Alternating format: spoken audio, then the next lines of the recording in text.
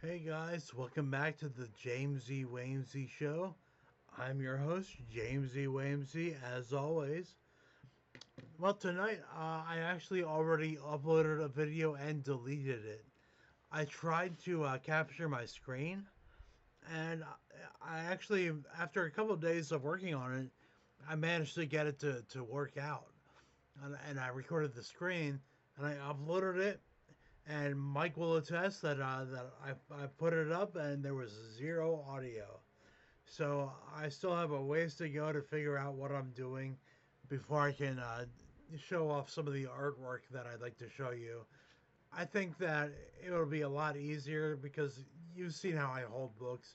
It'd be so much better to just show off the images that I want to show you guys and give you a little bit of commentary, which unfortunately nobody heard. So a little frustrating, but what can you possibly do, you know? Well, it's that time where I like to show off books by my friends. I've only got a couple today, so we'll just jump right into that. First, we have Strawman. This is by David Branstetter. He's an Evansville, Indiana resident. Now, this is the first four issues in one volume. Let me show you the thickness there. Now, I believe his front runs on these were pretty low at the beginning. I think that issue 10, which was my premiere, I believe like that's where he really jumped and really got some big numbers. As you can see, the main character is a man who's a straw, or at least that's what he thinks. I don't think that was ever resolved. I believe that would have come in issue 11, but the series abruptly ended at issue 10. And since then, he's gone on to do Horace and Buggy, and I've done a cover for Horace and Buggy, so keep your eyes open for that. That'll be coming fairly soon. But yeah, this is more of the same. Good stuff, good black and white. You can see him progress as an artist. Strawman kind of reminds me of the Flaming Carrot, the way he stands and he's got the elongated head. Let me show you the cover one last time. And here's the back. Oh, there you go. All right. And second and last of that pile, we have Mark Wheatley's Nucleus. This is actually his latest book, and one of the stories in here features the return of Radical Dreamer, which in itself is kind of an spin-off of the old Mars series that was drawn by Mark Hempel. I forget what company did that. Was it First, possibly? But I hope that maybe it was Comico. I forget, but Mark owns the rights, and he's bringing Radical Dreamer back in this form here. Now these are all there's four comic books in here. Let me show you the spine here. This is like a slipcase, and inside you find all that, and you get a CD and a bookmark, I believe, and some trading cards. He really went all out with this. If you like his work, check it out. It's really great stuff. Very interesting. I consider him like a prominent member of the '60s generation, and I really like his stuff. Now, speaking of guys from the '60s, now we're going to move on to people that I don't know. As you are aware, I like to do that. All right, now this is Jim Steranko. Let me show you some of his stuff. All right, here is some Captain America. Now this is one of the few times that where I check out a creator who didn't originate something.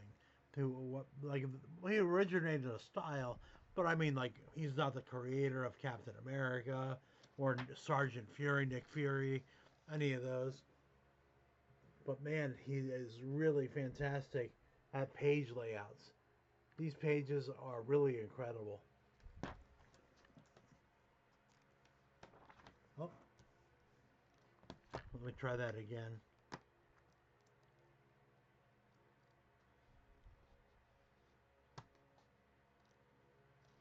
Okay.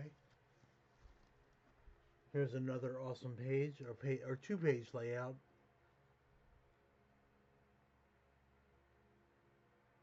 That's pretty freaking awesome. Now, like I said, I'd like to focus on the creators of the material, and that's why I have this old Captain America. This is Jack Kirby mostly. Well, there's Stan Lee, but come on, there's Jack Kirby. Nothing else matters. Now, one of my first Jack Kirby books is actually in this collection. I believe it's issue 80 or 81. Let me jump to the cover. You'll recognize it.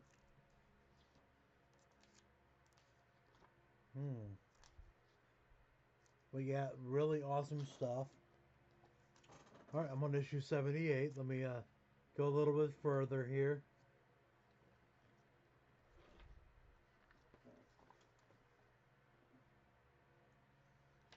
I just remember this at the antique store by my house. It's still by my house. Oh, here we go. I've got it. There you go. That was one of my first Jack Kirby comics when I was a kid.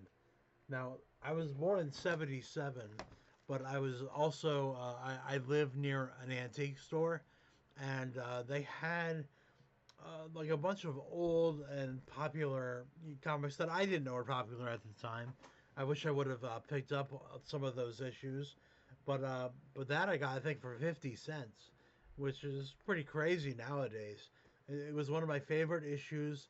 Like I felt like, unlike the modern comics I had been reading, I felt like there was consequences to everything that was happening in both his story and the Iron Man story, which I think was drawn by Gene Colan.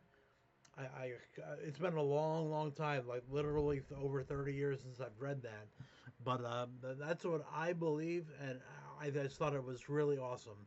I do remember there was a Namor appearance in the Iron Man part where he was just destroying his armor, and like there was a weight to the door he was trying to hide behind.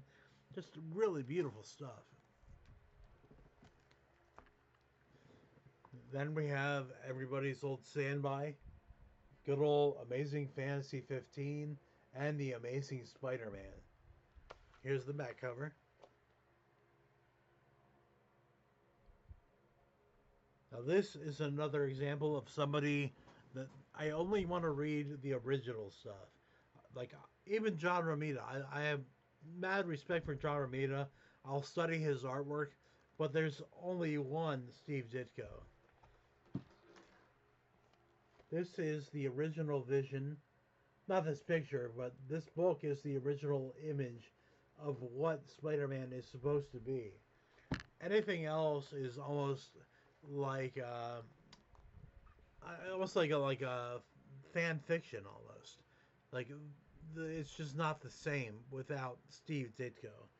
Even when Stan Lee would write the books, or when he would write a few, what did he write? Two like years worth of Fantastic Four after like Jack Kirby had moved on, and it wasn't the same. It was them just trying to commercialize what was already popular.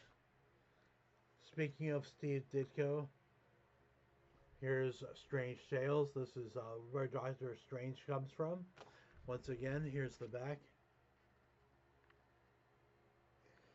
Now, Steve Ditko was accused by stupid hippies and college kids of being like into psychedelic drugs because he was able to come up with great imaginary things that hadn't been seen in comics before.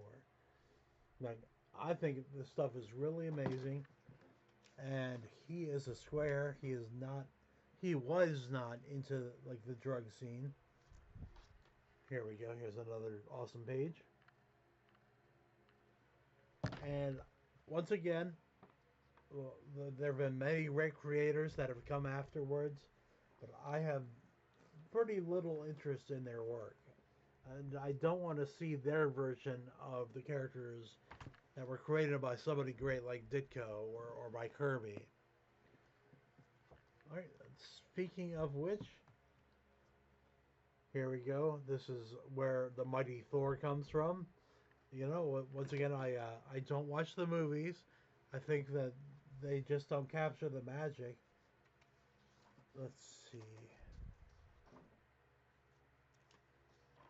Now, some of these are by other people. Like this is actually Joe Sinnott who actually did this issue of Thor. This was before like Jack Kirby was done with the series. In fact, it's pretty early on.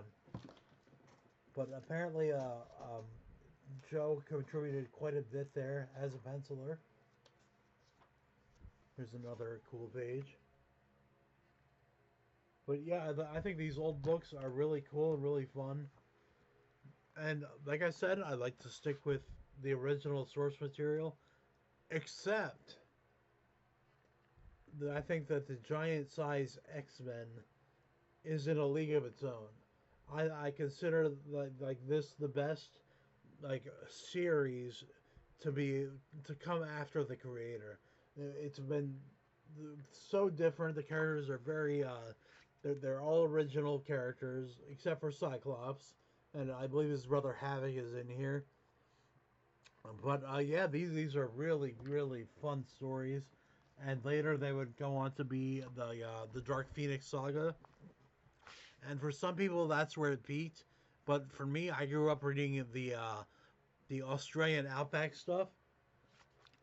Excuse me. And that to me that's the best stuff because that's what I grew up on, and that's how comics are. It's what you grew up on that really matters. But I didn't grow up. I didn't grow up on the Ditko stuff or the Kirby stuff directly, but in a way I grew up on it because of that antique store. And now looking back at it as an adult, I see things through different eyes. Well, that's pretty much all I have. I think last time I forgot to read a quote from Hot Tips, the book with the ugliest cover in the world. So I'm just going to flip to a random page. We'll find out what the chapter is called. Alright, this is actually the use of humor, having fun with comics. Now, this quote will be from, let's see, let's go with Frank Miller. Everybody loves Frank, except for the people who hate his new covers. But here we go. Comic book writers have largely avoided taking their material so seriously that they show what the social consequences of the events in their stories would be. And that particular question is the most fascinating to me. I don't feel that really added much, so let's go to a different page.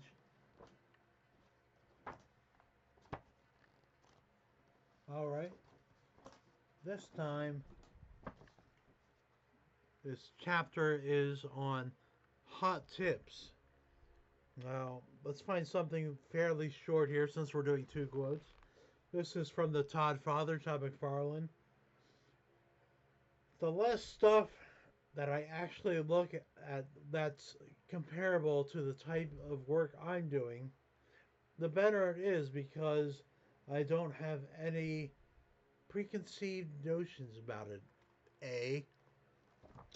Okay, that's food for thought. I think we all know that Todd is notorious for not reading other material because he feels that it'll be too derivative. But it does bring up a question in my mind. What do you do when Neil Gaiman has written in your book and you take his ideas? Food for thought. All right, I'm James E. Wamesy, and we'll leave the light on for you.